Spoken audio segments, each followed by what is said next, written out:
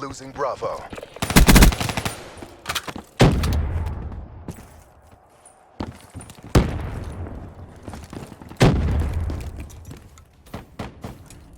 Enemy took Bravo.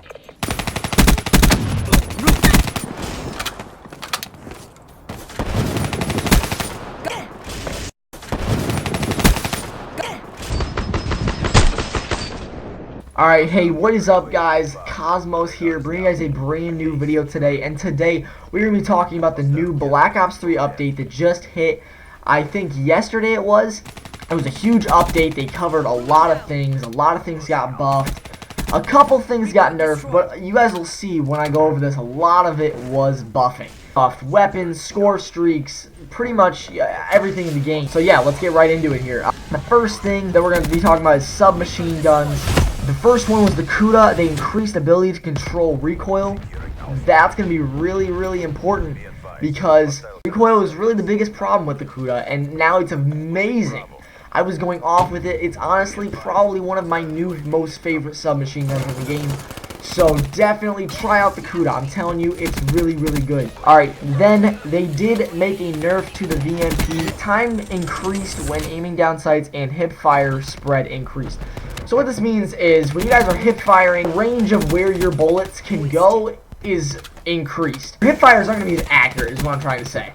And then, yeah, when you guys are aiming down sights, it's going to be a little bit slower than all of the other SMGs. It could be very crucial to, like, competitive Call of Duty, and could change the way a lot of pros play. But after that, we have the Weevil.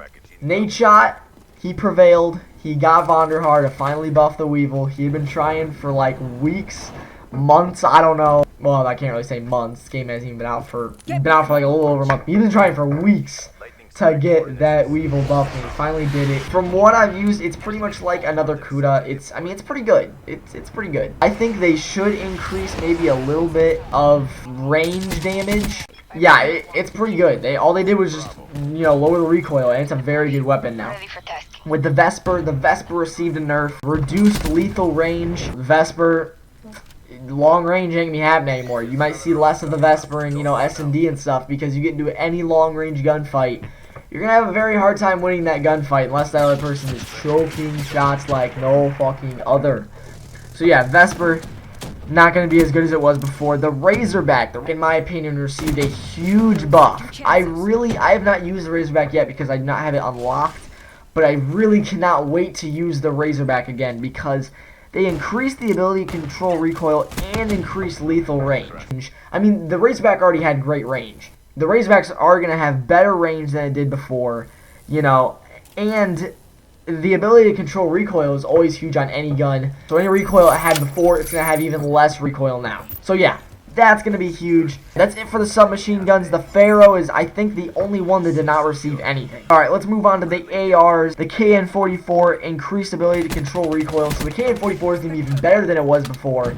In my opinion, it was already a very good AR. Now it's going to be even better. XR2 movement speed reduced. I'm not really sure what that means. I don't know if it's going to have more of like LMG walking speed. I'll have to, you know, kind of move around the XR2, see if it really changes anything. I don't think it's going to change much, but you know, XR2 already wasn't that good anymore after they kind of nerfed fire rate. So after that, the XR2 kind of wasn't used anymore. So, I mean, that's not really going to change anything. It's still not going to be used. HVK-30 got a buff, increased ability to control recoil, so that gun has got its second buff now. So you guys can definitely count on that being a very highly used weapon, I think, now. And then you have the ICR-1. The ICR-1 got a lot. Increased ability to control recoil, hip fire spread reduced, and fixed the issue with the reload animation when a certain magazine was equipped. Yeah, you got a lot there. They fixed a lot in the Man of War.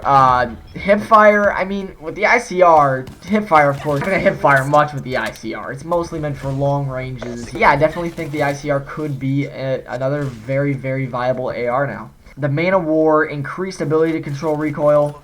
I mean, I think the Man of War was already a very, you know, pretty much a solid gun, so the Man of War could be even overpowered at this point. I mean, they just took a very good gun and made it even better. M8 got a nerf, reduced the fire rate again. So, well, was it the M8 that got the nerf? I don't know. I don't know if the M8 already got a nerf on that before. All I know is it. Well, maybe it was that. Maybe the. I'm rambling. Never mind. Shotguns. The KRM removed a 3-hit kill. Now guaranteed at 2 hits. You will never get a 3-hit kill with a KRM. That will add to my frustration for getting killed by shotguns. Yay! Anyways, 205 Brecci? I think it's called that. We're going to go with that. Increased lethal range, and same with the Haymaker 12, increased lethal range.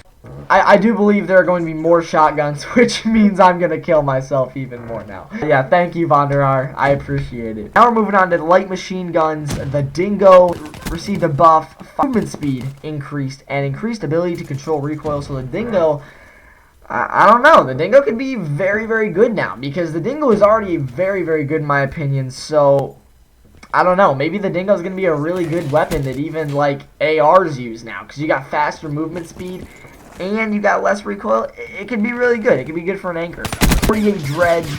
Fire rate is reduced on that one. 48 Dredge was an amazing gun. 6-round burst.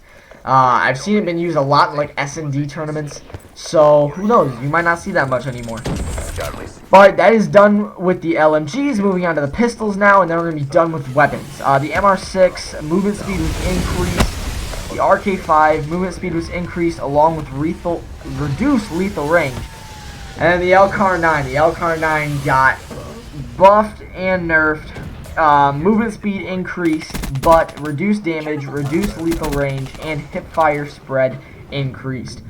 So the LCAR-9 is not going to be as good as it was before, which I'm very, very happy about, because you would have people running a sniper and then running an LCAR with it, and you could just, it was like having a sniper with an SMG but with no overkill. LCAR was extremely overpowered, and I'm definitely very, very happy that they nerfed that. I do now think that the RK5 is probably going to be the best pistol in the game. Now we have the score streaks. The HCXD explosive damage increased, so you can be able to get better kills with the HCXD. I think if they run Flak Jacket, you should be able to get kills on them if they are close enough now. The Dart explosive damage increased for collision explosions, signaling, tuning. Minimum speed slightly reduced, and fix an issue where the Dart was not locking onto enemy players. Moving on, we have the Talon. The AI control damage was slightly increased. After that, we have the Mothership.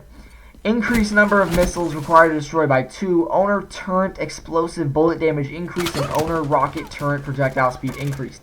Sorry, but I can't really provide too much on that one. Hellstorm, cluster bomb damage, explosive damage increased. Rolling Thunder, explosive radius per drone increased.